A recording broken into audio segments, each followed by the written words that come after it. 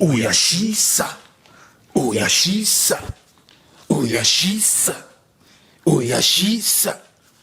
You talk a lot of nonsense with your mouth. With your mouth. And things going down in the south. In the south. There's a lady, her name Felicia. Uyashisa, Uyashisa, Uyashisa, Uyashisa, Uyashisa, Uyashisa, Uyashisa, Uyashisa. You talk a lot of noise with your mouth. With your mouth.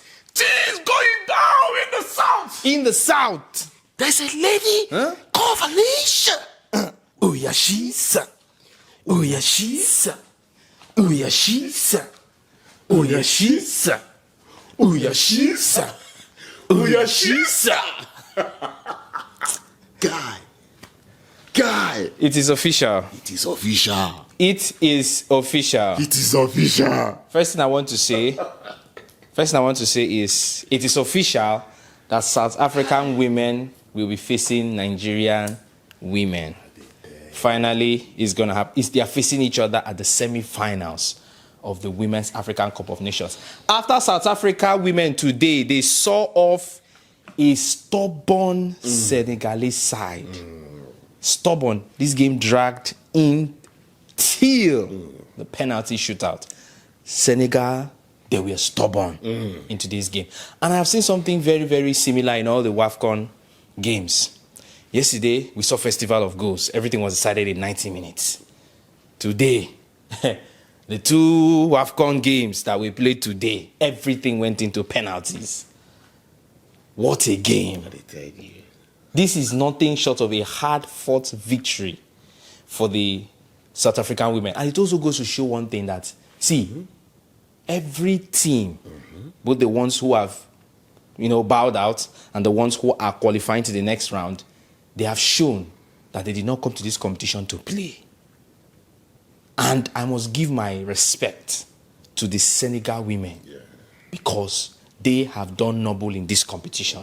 It might not be what were expecting, but in all, they showed South Africa that, see, for you to get to the next stage, you have to battle us. It's a battle. It's not a walkover.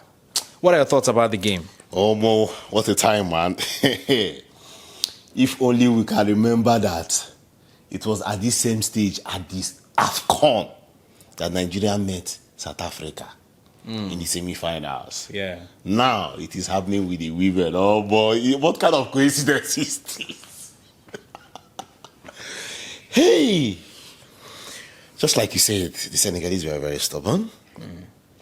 Front foot, the Bayana started from the front foot. Mind you, they played the 4-5-1, making sure that the midfield that they choked it up. And why the Senegalese just chose their 4-3-3, and they kicked off.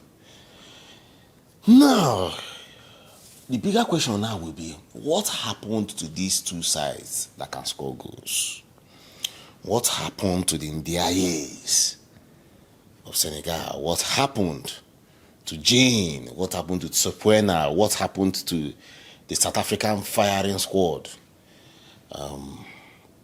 But then we saw what happened in the 5th minute. Yeah, in the 5th minute, it was Dlamini that had a very, very clear-cut chance, but unfortunately, she couldn't deal with it. And for the Senegalese, in the second half too, they had their chance by Wolomata Ndiaye. And they did not also bury in that opportunity. Had they been with the Senegal that we saw today, they scored that goal, that second half could have been a different game altogether, because they knew how to. Because at the time, they really contained the South Africans, and they gassed out. But then we got into the second half. Some changes were made. At the tail end of that second half, the Senegalese almost scored. As in, it could have been done and dusted, but then it was dragged into extra time.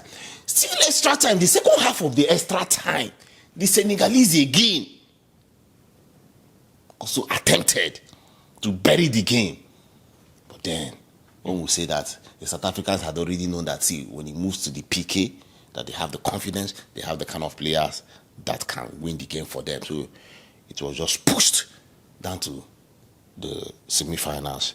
But then, before I get into the PKs, one will now start wondering for the coach of the Bayanas. The Bayana that we know today's game. They had the attempts, yes. They had up to a total of 15, and but from that 15, I think 5 was on target.